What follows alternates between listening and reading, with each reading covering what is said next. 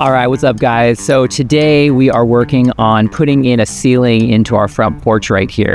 Now it's been just kind of open rafters and everything up till now, but we want to put a tongue and groove ceiling in. So we're gonna go to Home Depot, we're gonna pick up some wood, and you're gonna follow me along on this journey. I wanna let you know from the get-go, this is my first time doing this, so I have no idea how it's gonna go.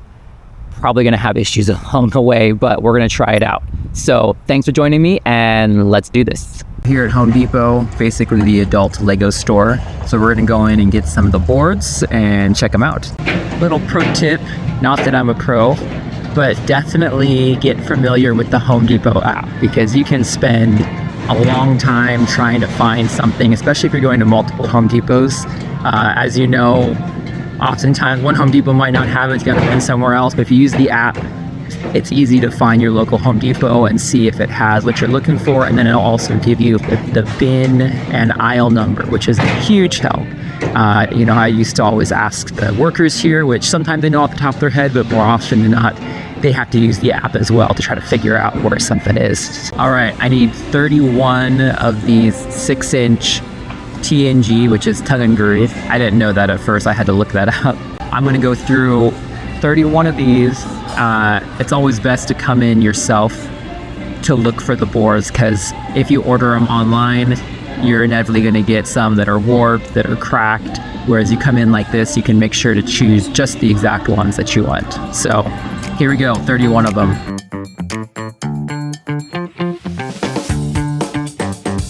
We got everything set up here. We got all our lumber, TNG boards, we got miter saw set up. Make sure when you do this that you have one of the fine woodworking blades on it, just because if you don't, it'll chop up the edges. And I did not know that, but I learned that because I was using a regular, cutting saw when I was doing some trim work, and the edges were all crap. So we got our nail gun and everything. And then here is our ceiling that we're gonna place in. This is gonna be interesting. I'm gonna have to make space for these lights here, as well as we got a speaker over here. I gotta put one in over there too. And then we have our spot for our chandelier light that's gonna hang over the door. Okay, so first snag, I'm putting the first board up, and this little tongue on the board right here, you can see from the side right there, I'm gonna need to cut off, because when I try to snug it up to the edge of the beam right up there, you can obviously, it doesn't slide all the way in. It doesn't slide underneath the rafters right there. So it sticks out a little bit, which I don't want. I want this board to be right up against the beam. So I'm gonna have to cut it off right there. All right, so first board up. So you can see right here where I cut the tongue off. And so it sits right up against this beam. Really nice. So I just used 2-inch 18 gauge nails, and I'm gonna have to patch it up here a little bit in all those nail holes. But when I put the next set in, darn it, I think I should have flipped the board around, huh? Because now there's no way to, darn it. So there you go, another issue. So I learned you're supposed to hide the nails. When you put the tongue, you're supposed to nail through the tongue of the board. But since, yeah, well, there you go. Looks like I'm gonna do a lot of patching, because I'm not gonna take this board off and flip it around. I already cut the tongue off. So that looks like how it's gonna have to be. All right, so I got the first row of boards up there. Man, that first one over there was a pain. So I did end up hammering it off. So I used a block of wood on top and a mallet and kind of tapped it on top so that I could spin it around. Because what you're supposed to do, at least from what I've read, I make full scaffolding, is you're supposed to nail through the joint right here, and then that's gonna hold it in without you having to patch anything, because the next board's gonna slide on right there. So I'll have to patch these holes kind of all the way down. But other than that, yeah, you don't have anything to patch. So I figured, you know what, there's gonna be a lot of boards going up. So I might as well just flip that around, and then I put it on, and I left a gap at the edge. Like, I had to take it off a second time. So third time's a charm. So there we go. So now we can go to town. It will be a bit of a challenge once I get up to these things. I'll need to cut grooves in there. So we'll see how we're gonna do that when we get to it.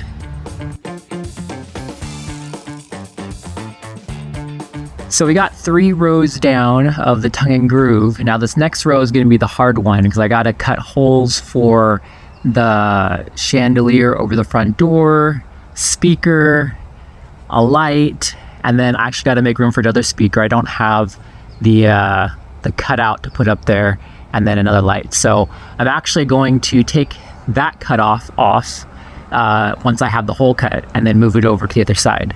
I'm gonna try to show you while I did it, but it was hard enough trying to hold up this board and do it at the same time. So I basically held this board up on the ceiling and then took a pencil, right? And then drew on the top of it, tried to draw a little bit of an outline around the different things that I wanna cut out.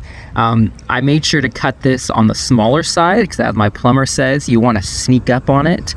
And then I gradually cut off more and more, test fitted it, cut off a little bit more. So right now it's pretty much good. I just gotta trim off this little corner right here, and it should be good to go. To try to get a circle, the best thing to do is if you have a bucket or a bowl or something that you can put on to actually trace the circle on top once you have the placement down. I don't have a bucket or a bowl that's the right size to trace. So I just got a string and put a screw on it, and then I took my pencil and set it down and just scribed out a circle. Now, if you have a protractor, right, like we used to use in geometry back in school, you could definitely use that to get a perfect circle, but a string, a nail or a screw, and a pencil work pretty good too.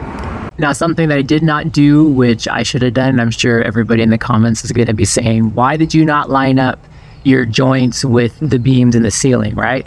Because as you can see, some of them are not quite level, or they're not quite matching up. So what I'm going to do, instead of taking all of this off and cutting them all again, I have these extra scrap pieces of wood around that I had from some trim, and I'm just going to cut little pieces. I'm going to put the piece of wood on the top of the boards and then drive some nails up through it, and hopefully that'll work. So we're going to try it out.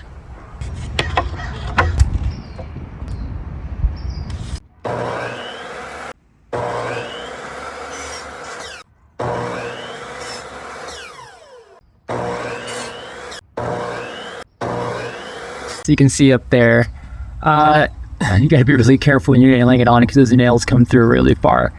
Yeah, it didn't really do anything. It's still loose. I can't hold this piece down and protect my fingers as I nail it to get a nice tight grip on it. So I'm probably just gonna try sanding this down, or putting some wood filler and then sanding that down when I'm ready to finish it up. So, oh well, live and learn, right? Next time I do a tongue and groove ceiling, I know how to space the boards properly. Okay, so here, this is the second board that I had to put up there. This is the cutout for the other light, and then right here is going to be the cutout for the speaker. So I basically just measured between the edges of the rafters, right here and right here, and then I just set it on here and then scribed in a circle like that. And that should be good. If I need to, I can cut this out more when I get the speakers to put in, but for now, at least I know where it's going to be.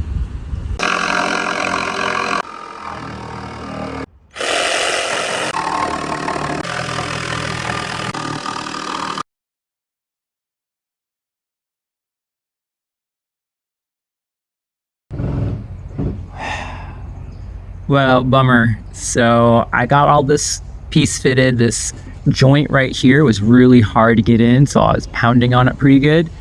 And I was just about to put in a final screw over here when this snapped right along here.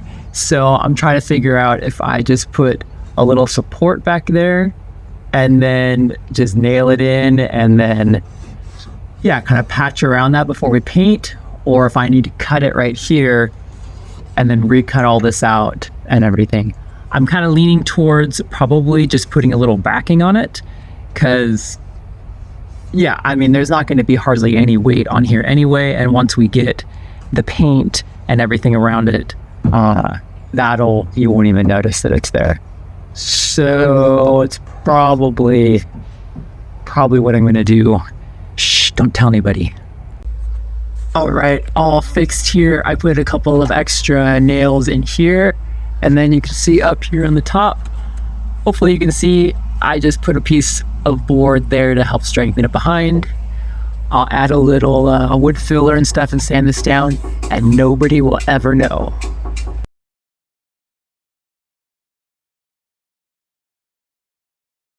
So we're almost done here. You can see we got almost all the ceiling on. Super exciting. So this last part's gonna be a little tricky. I gotta measure from here to here and then trim the board down. So I'm having to scrape away some of the stucco and stuff. Our stucco guys did a horrible job. So I got a lot of cleanup to do. And then, yeah, I gotta keep scraping along all those rafters to make sure the board fits nice and snug up against there. So I'm working on this piece. It's going right up against the stucco, kind of finishing up the top. And I measured it, but because the stucco was done so poorly, there's a lot of different variations in the depth of it. So I'm having to take off little by little. You know, I'd rather not cut off enough right away and then just cut off little bits at a time so that I make sure it's gonna fit. So last time it was like 5 1/4, so I'm gonna take it down to like 5 inches and see how it goes.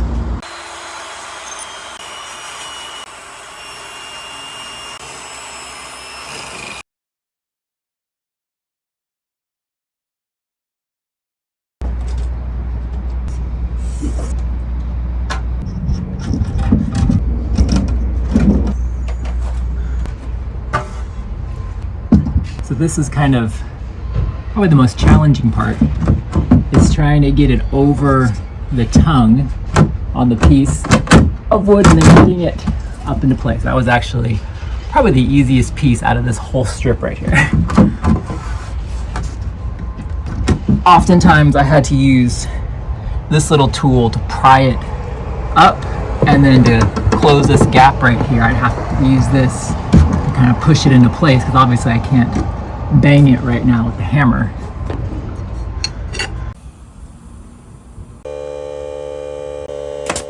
You can see, I mean, any sort of pry bar. I was using a screwdriver earlier, but didn't have enough leverage.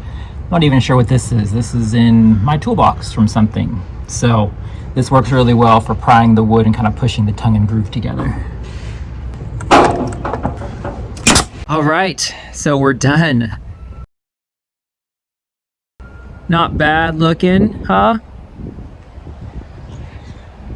So I still got a pretty big gap running along where the board meets the stucco right there. So I'm gonna have to get some caulk and fill all that in. We've definitely, you know, I learned you don't want to fill in obviously the joints on the board because it needs to expand and contract depending on the weather. So I'm just gonna cover just the edges around where the board meets the wall and meets the beam up there. One other tip is when you're pounding your tongue and groove panels together, especially ones made out of pine, it's a really soft wood, use a wooden block to hammer instead of hammering directly on the panels, because I definitely started off doing that, and you dent the wood super easy. So just something I learned from experience. I know those of you that are pros at this, you already knew that, but you know, first time for me. So guys, quick update on the ceiling of this porch here. You know, we had seen how there was this huge gap up here where the last set of boards was gonna meet the wall. So tried putting caulk up there, and as many of you know, caulk only works for a certain width of crack. Anything bigger and it doesn't work at all. So I definitely made a mess putting it up there. I tried sticking some little pieces of wood just to kind of fill in the crack, and that kind of worked, but it definitely looked super janky and not what I was hoping for. So I had this brilliant idea to put a little piece of trim along that just to cover it, which probably should have done in the first place, would have saved a lot of time. So I had these extra pieces left over that I'd cut off of some of the tongue and groove. So it's actually the tongue part of the board.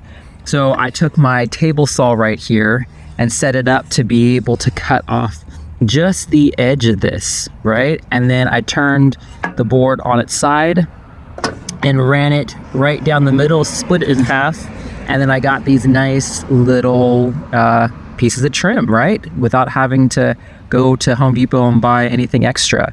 So you can see up here, I've already started laying it in, and it's not perfect, but I can definitely, you know, I can fill in the crack up there with a little bit of caulk, and I'll sand down some of these joints right here so that it's nice and smooth, but definitely looks a lot better. And obviously it's in the high part of the ceiling, so you're not going to notice it very much. So I've got this last piece to put in, and I'm super excited because it's going to look way better than it did before. All right, there it is.